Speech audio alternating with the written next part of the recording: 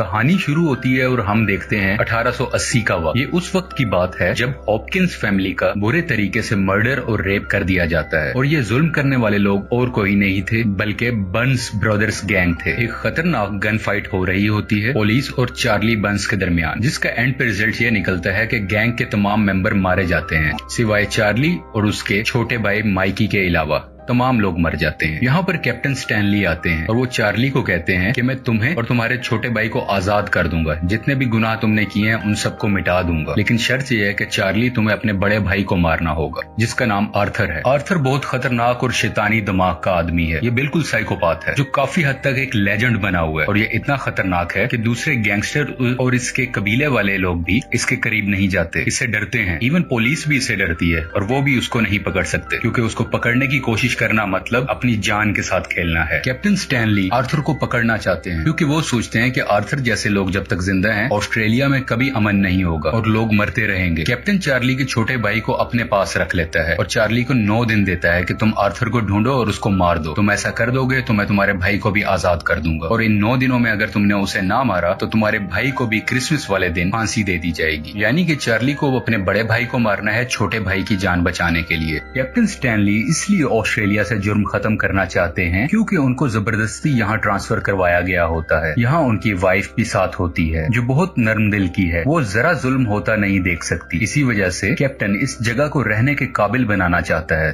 ताकि वो सुकून से रह सके। कैप्टन और उसकी वाइफ मरने वाले हॉपकिंस फैमिली के बहुत अच्छे दोस्त भी थे। यानी कि हमने शुरू में जो जाना था कि हॉपकिन फैमिली का बुरे तरीके से मर्डर हो जाता है, ये दोनों उनके फैमिली फ्रेंड्स भी थे। इसके अलावा कैप्टन की वाइफ को अक्सर उसकी मरी हुई दोस्त के खौफ भी आते हैं जिसकी वजह से वो बहुत डर जाती है। कुछ वक्त ही गुजरता है, कैप्टन स्टैनली और चार्ली के दरमियान होने वाली डील टाउन में रहने वाले लोगों को पता चल जाती है। बेसिकली इस डील की इंफॉर्मेशन स्टैनली के जूनियर ऑफिसर ने लीक की होती है जिसकी वजह से लोग पुलिस और स्पेशली कैप्टन से नफरत करना शुरू हो जाते हैं। कैप्टन स्टैनली के सीनियर ऑफिसर उसे बताते हैं कि चार्ली का छोटा भाई जो तुमने गिरफ्तार किया हुआ है उसे 100 लैशेस पनिशमेंट होगी, यानी कि उसे 100 कोड़े पड़ेंगे क्योंकि उसने हॉपकिन फैमिली का मर्डर और रेप किया। कैप्टन ये सब सुनकर हैरान हो जाता है, इसलिए नहीं कि मुजरिम मासूम है लेकिन इसलिए कि 100 लैशेस का मतलब है कि उसका जान से हाथ धो बैठना, यानी कि उसका मर जाना। और ऐसा हो जाने के बाद उसकी चार्ली के साथ भी की हुई डील खत्म हो जाएगी क्योंकि उसने कहा होता है तुम्हारे बड़े भाई की मौत के बदले छोटे की आजादी मैं दिलवाऊंगा और अगर ये डील टूट गई तो चार्ली बदला लेगा और यकीनन उसके वाइफ की जान भी खतरे में आ जाएगी। अब चार्ली के छोटे भाई को जालिम तरीके से सजा दी जाती है, उसको सब लोगों के सामने कोड़ों से मारते हैं और वो बहुत जख्मी हो जाता है, जिसे देख के वहाँ सब मौजूद लोग इस सजा को अब नहीं देखना चाहते।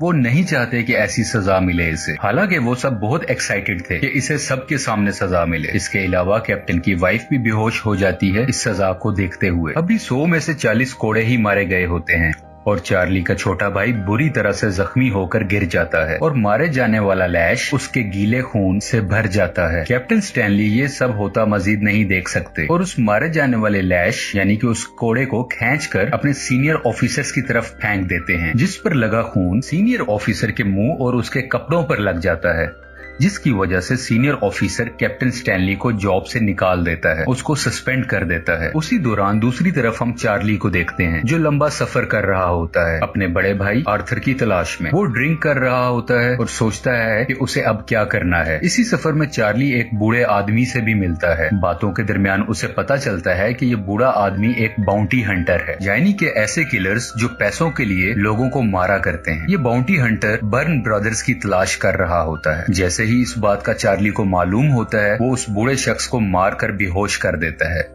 और वहां से चला जाता है। इसके बाद चार्ली पत्थर पर सोया हुआ दिखाया जाता है। यहाँ पर एक लोकल आदमी आता है और अपने स्पीयर यानी कि नेजे से चार्ली पर हमला करता है। स्पीयर से उसके सीने पर हमला करता है। इससे पहले चार्ली कुछ करता और एक गन शॉट की आवाज आती है और वो लोकल आदमी जिसने चार्ली पर हमला किया था उसका सर उस गन शॉट से फट जाता है। अगले सीन में हम देखते हैं कि चार्ली अपने बड़े भाई आर्थर के कैंप में मौजूद होता है। ये यहाँ पर बेहोशी से जागता है। ये कैंप मुख्तलिफ गारों के अंदर बनाया हुआ होता है। चार्ली के बड़े भाई आर्थर के गैंग में बहुत से ट्रेंड लोग होते हैं और इनमें से ही एक आदमी ने चार्ली की जान बचाई होती है, उस लोकल आदमी को मारकर जिसने चार्ली पर अटैक किया था। चार्ली के सीने के जख्म भी काफी हद तक ठीक हो गए होते हैं। चार्ली को इस कैंप में बहुत से मौके मिलते हैं जब वो अपने बड़े भाई आर्थर को मार सकता था, लेकिन वो उसे अब तक नहीं मारता। अब हम कैप्टन स्टैनली के जूनियर ऑफिसर को देखते हैं जो अपने किसी और मिशन के सिलसिले में आर्थर के कैंप के करीब ही होता है। बड़ा भाई आर्थर वहाँ पर आ जाता है और इसको मौत का मजा चिखाने ही वाला होता है कि जूनियर ऑफिसर इसे कहता है, रुको, तुम्हारे भाई चार्ली को यहाँ तुम्हें मारने के लिए भेजा गया है। इधर ये बात हो रही होती है और हम दूसरी तरफ देखते हैं कि वो बूढ़ा आदमी जो कि बाउंटी हंटर है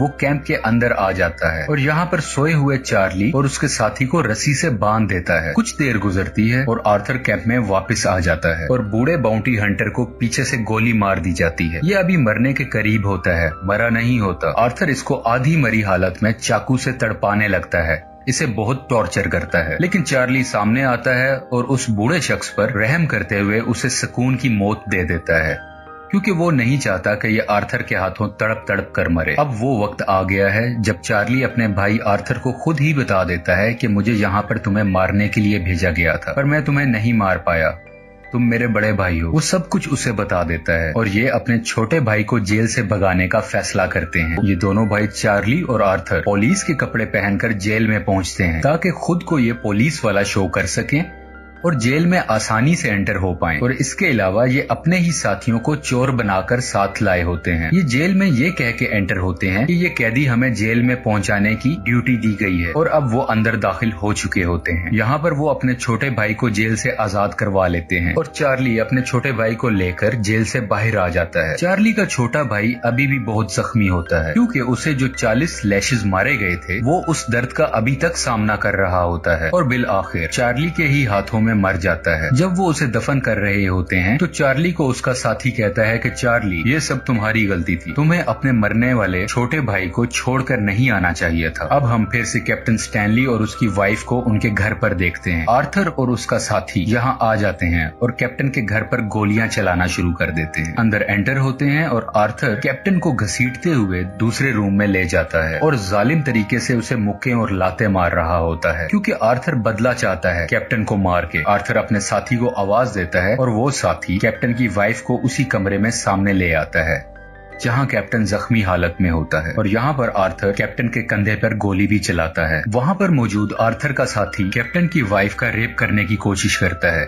उसी वक्त चार्ली भी यहाँ आ जाता है और रेप करने वाले साथी के करीब आकर उसके सर में गोली मार देता है और उसके फौरन बाद चार्ली अपने बड़े भाई आर्थर को भी 2 गोलियां मार देता है और कहता है कि नो मोर, यानी कि अब मजीद ऐसा नहीं चलेगा जैसा अब तक होता आया। इसके बाद आर्थर जख्मी हालत में लड़खड़ाता हुआ घर से बाहर जाता हुआ दिखाई आता है। यहाँ चार्ली को टेबल पर एक गन नजर आती है जिसे वो उठा सकता था और आर्थर को जान से मार सकता था, लेकिन ऐसा नहीं करता और वहीं मौजूद कैप्टन स्टैनली से कहता है कि I want to be with my brother, यानी कि मैं अपने भाई के साथ रहना चाहता हूँ। इसके बाद चार्ली भी घर से बाहर चला जाता है और जमीन पर पड़े हुए खून के निशानों को देखता हुआ एक करीबी पहाड़ी के पास पहुँचता है। आर्थर यहीं पर होता है। चार्ली उसके करीब जाकर बैठ जाता है। आर्थर चार्ली को कहता है कि तुमने आखिरकार मुझे रोक दिया और अब तुम क्या करोगे। चार्ली के पास कोई जवाब नहीं होता। वो खामोशी से डूबते सूरज को देख रहा होता है और इस आराम से डूबते हुए सूरज के साथ आर्थर भी हमेशा के लिए आहिस्ता आहिस्ता जिंदगी से डूब रहा होता है और बिल आखिर आर्थर मर जाता है। आप